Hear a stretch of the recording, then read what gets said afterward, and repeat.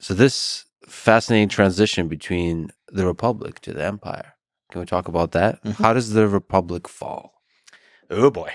Okay, so the Roman Republic, on the one hand, is incredibly successful, right? In a short period of time, is expanded wildly. It's conquered the Mediterranean world. It's gained tons of wealth. The contradiction here is that Rome's very success has made almost every group within Roman society deeply unhappy and boiling with resentment.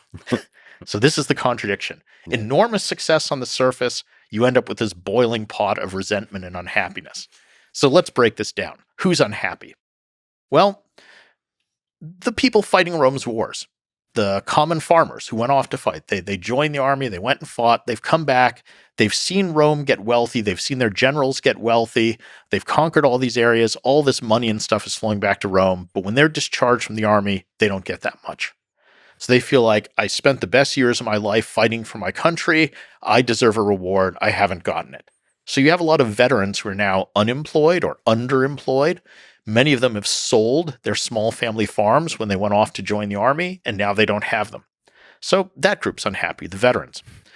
You have the aristocrats, who on the surface, the ones who are doing well, they're the politicians and the generals.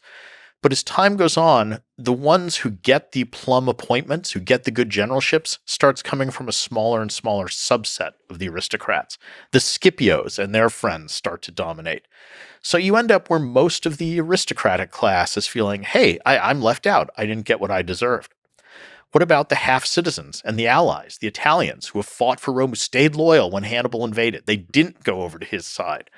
Well, they feel rightfully, we stayed loyal to Rome, we fought for them, we deserve our reward, we should be full citizens.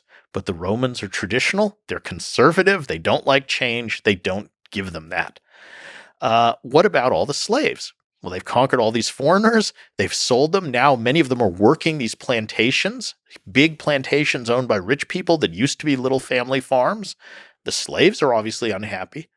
So you end up with a society where it's incredibly successful by about 100 BC, but almost every group that composes it feels like, I haven't shared in the benefits of what's happened, or I've been exploited by it. So they all end up intensely unhappy. And the next 100-year period from 133 to 31 BC is called the Late Roman Republic, and it's a time of nearly constant internal strife, ultimately culminating in multiple rounds of civil war. So Roman society literally breaks apart, turns on itself, and goes to war with itself over not equitably sharing the benefits of conquest and of empire. So it's a lesson about not sharing the benefits of something in a society, but concentrating it in one little group. And the other thing that happens is, among the aristocrats, they start to get more and more ambitious. So in the past, there was a lot of ideology of the state is more important than the person. If you were a little Roman kid, you would have been told these stories of Roman heroes, and they're all about self-sacrifice, putting the state before you, about modesty, about these sort of, values. Well, by the late Republic, you have a succession of strongmen. And it is a chain. So it goes, Marius, Sully, Pompey, Julius Caesar, where each one pushes the boundaries of the Roman Republic a little bit, pushes at the structures of the institutions of the Republic, and they're motivated by personal gain. They're putting themselves above the state.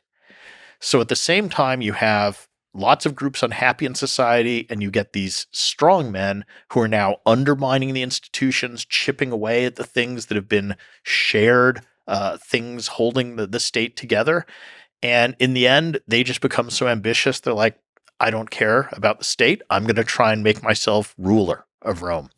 So, this is going to culminate, obviously, in Julius Caesar, who does succeed in making himself dictator for life of the Roman Republic, which is tantamount to king, and he gets assassinated for it. But he's the end point of this progression of people who really undermine the institutions of the Republic through their own personal greed. So the resentment boils and boils and boils, and there's this person that puts themselves and they exploit it. They're demagogues. Yeah. They exploit it. But Caesar puts himself above the state. And that, I guess, the Roman people also hate. Well, I mean, it's a love-hate because Caesar is very successful at playing to the Roman people. So he becomes their hero where he says, I'll be your champion against the state who doesn't care about you. So Caesar will do things where he'll put on big shows for the people. And it's cynical. I mean, he's doing this to further his own political power, but he's presenting himself as a populist in essence, even though he aspires to be a dictator, right? But it's a way of winning the people's support because that's a tool for him in his struggle with other aristocrats. So a dictator in populist clothing. Yes. But he gets... When convenient. Other times he'll play to the aristocracy. And when he gets assassinated, another civil war explodes.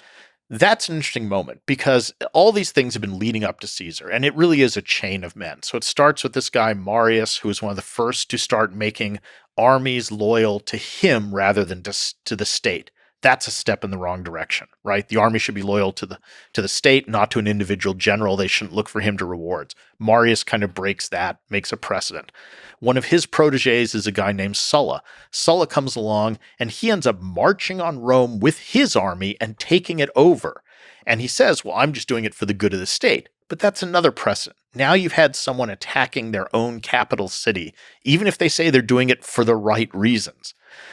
Then Pompey comes along, and Pompey just breaks all kinds of things. He starts holding offices when he's too young to do so. He raises personal armies from his own wealth. He disobeys commands. He manipulates commands. He does all kinds of stuff. But in the end, he sides with the Senate when sort of forced. And finally, Caesar comes along, and Caesar's just shamelessly, no, it's about me. I'm going to push it. And he is the one who wins a civil war against the state and Pompey, takes over Rome and says, now I'm going to be dictator. And dictator is a traditional office in the Roman state, but dictators were limited to no more than 6 months in power. And Caesar says, well, I'll be dictator for life, which of course is king. He gets killed for it. So Caesar succeeded in taking over the state as one man, but he couldn't solve the problem. How do you rule Rome as one person and not get killed for looking like a king? Mm-hmm. That's the dilemma, the riddle that Caesar leaves behind him. He did it. He seized power as one guy, but how do you stay alive? How do you come up with something that the people will accept? And Caesar did some other things which are bad. He was arrogant. He didn't even pretend that the Senate were his equals. He just kind of, railroaded them around. He didn't respect them. He named a month after himself, July, Julius. He did egotistical things. So that pissed people off. They didn't like it. And when Caesar dies, it's this interesting moment. The Republic's sort of dead by then. You're going to have a hard time reviving it. You've broken too many precedents. But there's a power vacuum now. Caesar's gone. What's going to happen next? And you have a whole group of people who want to be the next Caesar. So the most obvious is Mark Antony, who is Caesar's right-hand man, his lieutenant. He's a very good general. He's very charismatic. Everybody kind of expects Mark Antony to just become the next Caesar. But there's also another of Caesar's lieutenants, a guy named Lepidus, sort of like Antony, but not quite as great as him. There's the Senate itself, which wants to reassert its power, kind of become the dominant force in Rome again. There's the assassins who killed Caesar, led by Brutus and another guy, Cassius. They now want to seize control. And finally, there's a really weird dark horse candidate to fill this power vacuum, and that's Julius Caesar's grand nephew, who at the time is a 17-year-old kid named Octavian. Who cares? He's nobody. Absolutely nobody. But when Caesar's will is opened after his death, so posthumously read, in his will, Caesar posthumously, and this is a little weird, posthumously adopts Octavian as his son. Now again, who cares? Antony gets the troops. Antony gets the money. The other people get everything. What does Octavian get? He gets to now rename himself Gaius Julius Caesar Octavianus. Who cares? Well, around the Mediterranean, there's about 12 legions full of hardened soldiers who are just kind of used to following a guy named Gaius Julius Caesar. And even though it's not quite logical, this 18-year-old kid inherits an army overnight. So he becomes a player in this game for power. And the next 30, 40 years is going to be those groups all vying with one another. There's another candidate too, Pompey's son. Pompey was Caesar's great rival. He has a couple sons, and one of them, a guy named Sextus Pompey, basically becomes a warlord who seizes control of Sicily, one of the richest provinces, has a whole navy. He's vying to be one of these successors too. So for the next 40 years, it's, as you said, another civil war to see which guy emerges. Is it going to be the Senate? Is it going to be the assassins? Is it going to be Antony? Is it going to be Lepidus? Is it going to be Sextus Pompey? Is it going to be Octavian? So now looking back at all that history, it just feels like history turns on so many interesting accidents, because Octavian, later renamed Augustus, turned out to be actually, depends how you define good, but a good king/emperor, different than Caesar in terms of humility, at least being able to play, not to piss off everybody.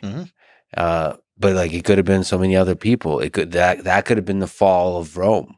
It's a fascinating little turn of history. Maybe Caesar saw something in this individual. It's not an accident that he was in the will. Yeah, I mean, Caesar clearly did see something in him. And Octavian, I mean, to cut to the end, is the one who emerges from all that as the victor. We can talk about how he does it, but he's the one who sort of ends up in the same position as Caesar. It takes him 30 years, but he defeats all the foes. He's the sole guy. He now faces Caesar's riddle. How do you rule Rome as one guy and not get killed? And Octavian's, what makes him stand out, what makes him fascinating to me, is he wasn't a good general. In fact, he was a terrible general. He lost almost every battle he commanded. But what he is he's politically savvy, and he's very good at what today we would call manipulation of your public image and propaganda. So he basically defeats Mark Antony partially by waging a propaganda war against him.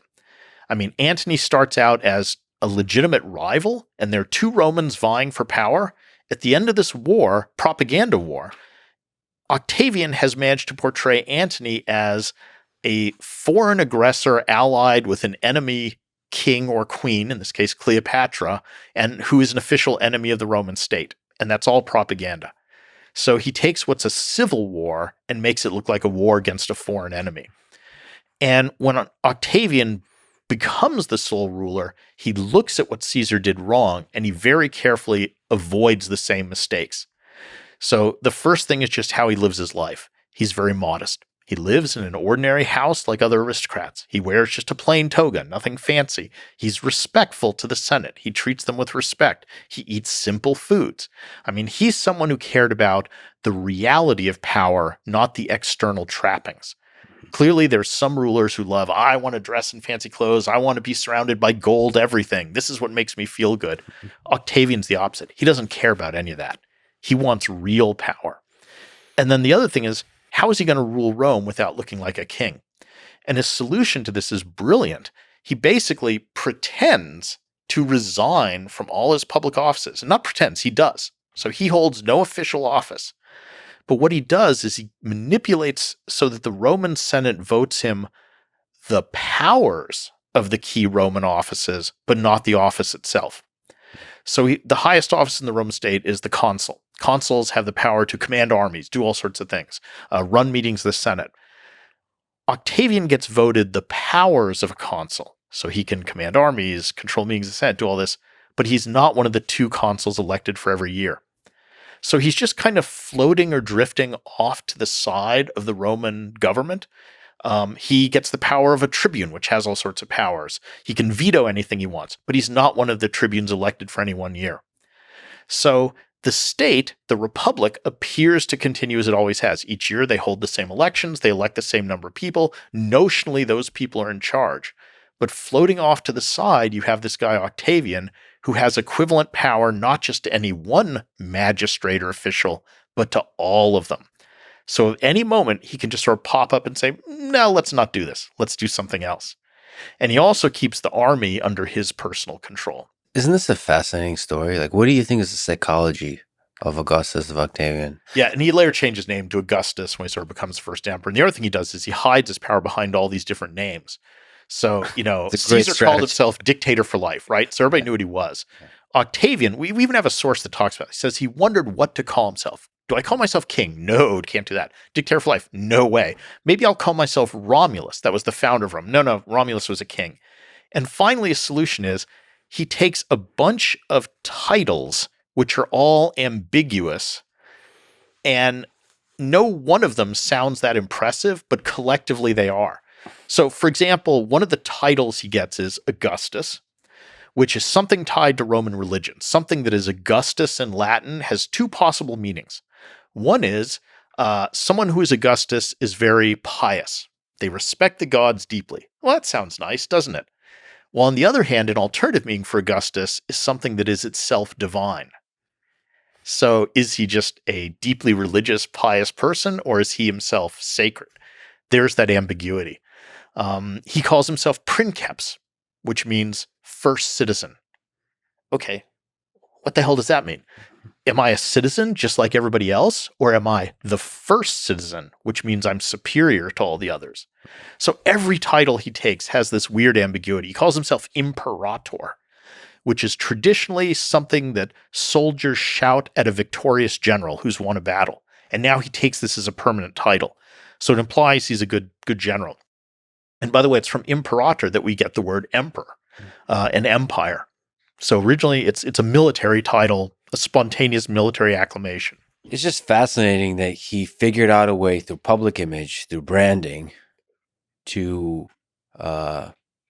gain power, maintain power, and still pacify the boiling turmoil that led to the civil wars. Yeah.